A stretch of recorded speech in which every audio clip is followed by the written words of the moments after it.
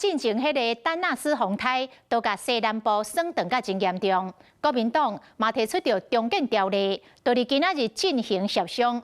国民党的总调鲍坤奇来发话，甲所有的政治拢放下，灾民第一优先。民进党的立委吴思瑶讲，这行政院早就伫第一时间进行救灾，国民党即摆再来协商，动作有较慢。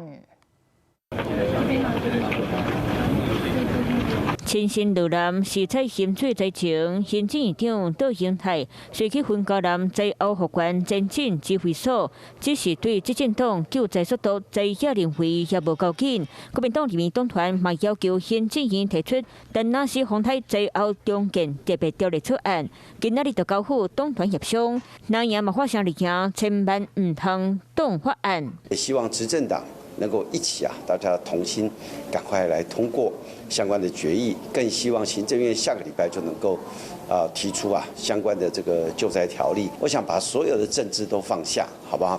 灾民第一优先。画上灾民第一优先，只是来看民进党进行早就伫咧7月70和17，就请相关部会提出灾后复原进度的报告。嘛，团队行政院嘛提出正义版的重建条例，要甲在野的版本变关系。除了第一时间所公布的丹纳斯台风救助方案之外，有必要透过特别条例给予更长期、更稳定的支持。因此，行政院近期将提出丹纳斯台风灾后复原特别条例，送交立法院来审议。民进党的委员非常早就已经要求行政院研议朝特别条例的方式来进行后续的救灾，所以这个条例，我只能说国民党的委员，谢谢你们支持，但恐怕你们的动作是慢了一点。执政在野，就算提案的版本无共款，不过真难得拢徛伫咧共一国，都要赶紧做灾区重建。